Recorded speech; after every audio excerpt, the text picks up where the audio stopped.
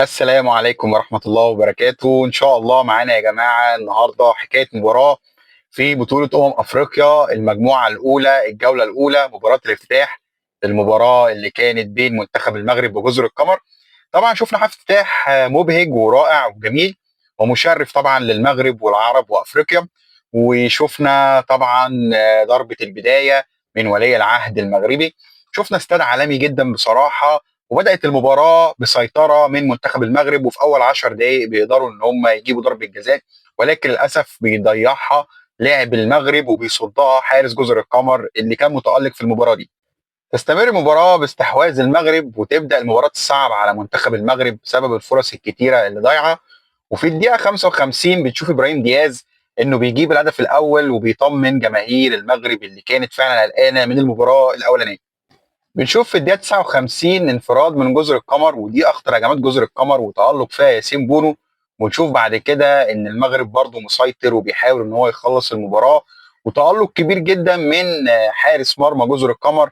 وبنشوف بعد كده في الدقيقة حاجة و70 الهدف الثاني للمغرب عن طريق الكعبي الباكورد الجميل، اللي يعتبر لحد وقتنا هذا هو أفضل هدف جه في البطولة، ومرشح طبعا إن هو ياخد الجائزة ديت.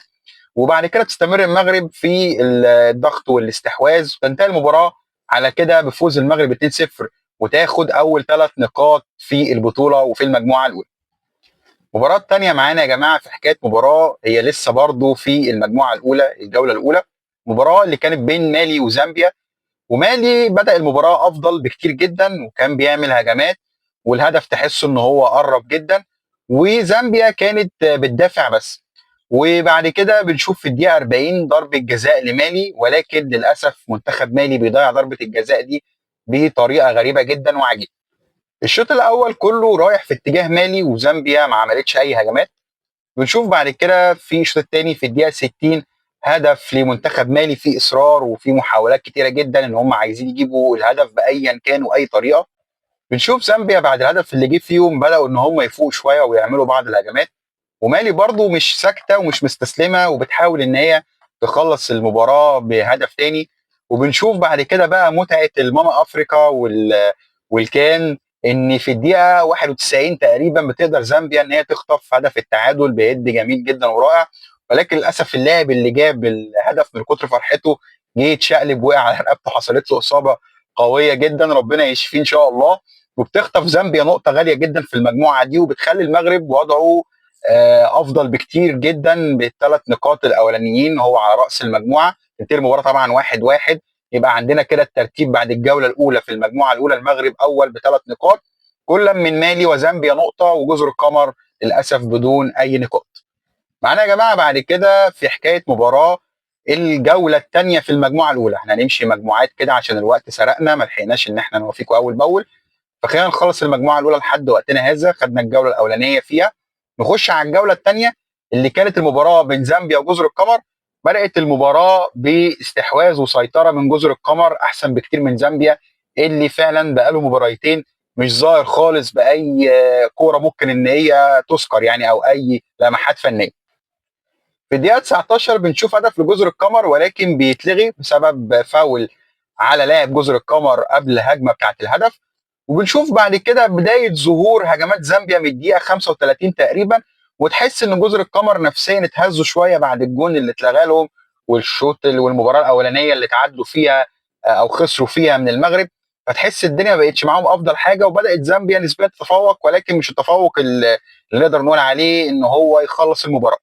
في الدقيقه 80 بنشوف ان فريق جزر القمر بيحاول ان هو يعود جدا، ويحاول انه يخطف المباراه بعد ما زامبيا خدت منه زمام الامور، والمباراه كانت متوسطه فنيا ما كانتش فيها اي حاجه. ولكن للاسف فريق جزر القمر ما قدرش ان هو يحرز اهداف في المباراه دي، ولا فريق زامبيا. وبتنتهي المباراه دي بالتعادل 0-0، ويبقى كده جزر القمر عندها نقطه، وزامبيا باداء هزيل جدا معاها نقطتين. بس هي قدرت انها تخطف تعادل ثمين مع مالي، ولكن جزر القمر الى حد ما هم في مستوى واحد. وهيبقى فاضل المباراه الاخيره في المجموعه الاولى في الجوله الثانيه، وهي طبعا مباراه المغرب ومالي اللي هي كانت هتحسم صداره المجموعه دي، وهتبين المجموعه دي هيبقى فيها افضل توالت ولا لا. طبعا يا جماعه المباراه ديت كانت من اقوى المباريات اللي فيها شغل تكتيكي عالي، وشغل بدني عالي جدا مباراه المغرب ومالي. طبعا هي المباراه انتهت بالتعادل 1-1 عن طريق ضربتين جزاء.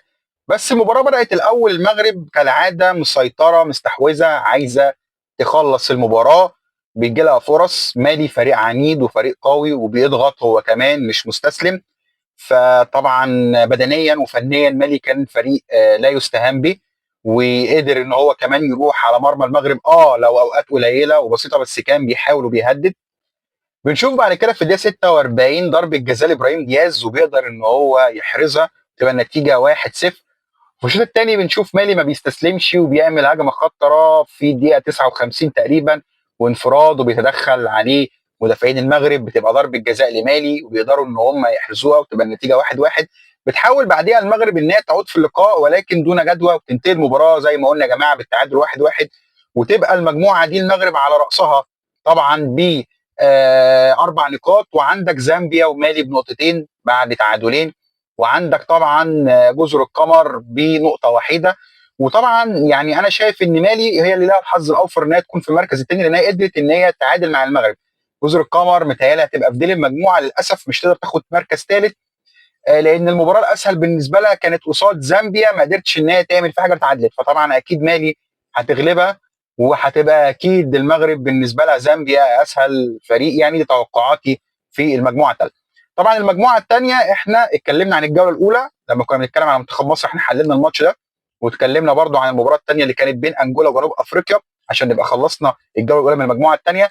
فبدانا بعد كده المجموعه الثانيه الجوله الثانيه عشان نبقى ماشيين بالترتيب مع بعض. كان برضو ماتش منتخب مصر اللي حللناه بالتفصيل، فيبقى باقي معانا بس مباراه اللي هي كانت في المجموعه الثانيه الجوله الثانيه، المباراه اللي كانت بين انجولا وفريق زيمبابوي. هنتكلم عليها سريعا كده عشان نبقى قفلنا الحمد لله اول جولتين لاول مجموعتين، ونبقى نوفيكم ان شاء الله اول باول بعد كده بالمجموعه الثالثه والرابعه والخامسه والسادسه باذن الله تباعا. طبعا مباراه انجولا وزيمبابوي هي انتهت بالتعادل 1-1 بين الفريقين، وده اللي خلى فرصه مصر لما كسبت جنوب افريقيا تبقى ضمنت التاهل واول كمان. فدي كانت مريحانا جدا وكانت عامله ضغط نفسي اقل علينا، لان المباراه بتاعتهم كانت بتلعب الاول. بص زيمبابوي بدات المباراه كده مفاجاه، انا بهاجم وبعمل، وبعد كده اختفت تماما، وفضلت بعد كده انجولا مسيطره على المباراه وهي اللي بتعمل هجمات وهي اللي ظاهره، وزيمبابوي بقى بيدافع بس وما ظهرش خالص في بقيه المباراه. بنشوف في الدقيقه 23 هدف انجولا الاول، وتستمر بعد كده انجولا بالتفوق والهجمات الخطره وبتضيع فرص كتير هيندموا عليها بعد كده اكيد، لان احنا بنلاقي في اخر الشوط الاولاني زيمبابوي بتخطف هدف التعادل بهجمه مرتده كده منظمه سريعه. وبعد كده بيبدا الشوط الثاني انجولا عادت تاني بتحاول ان هي تخلص المباراه وعايزه تنهي وتجيب هدف تاني وتخلص، ولكن فضلت زيمبابوي صامده عشان تاخد نقطه ثمينه جدا منها، ويبقى هي زيمبابوي معاها نقطه، وعندنا انجولا كده معاها برضو نقطه لان جنوب افريقيا غلبتها في الماتش الاولاني. وعندك مصر في الصداره ب6 نقاط، وجنوب افريقيا بعد كده في المركز الثاني ب3 نقاط. طبعا جنوب افريقيا هتروح تقابل زيمبابوي الفريق الاضعف، وانت هتقابل انجولا. فطبعا يعني الدنيا ماشيه ان جنوب افريقيا تبقى الثاني بعد مصر اول، وممكن المجموعه دي يطلع منها ثالث زي المجموعه الاولانيه، برضه انا اتوقع ان هيطلع منها ثالث، لان فريق مالي وفريق زامبيا فرقتين برضه كويسين، وعندك زيمبابوي برضو انجولا فرقتين برضو مش وحشين، ممكن يطلع منهم واحد ثالث. وبكده يا جماعه نكون وصلنا النهارده، وان شاء الله يوم جميل وسعيد عليكم باذن الله.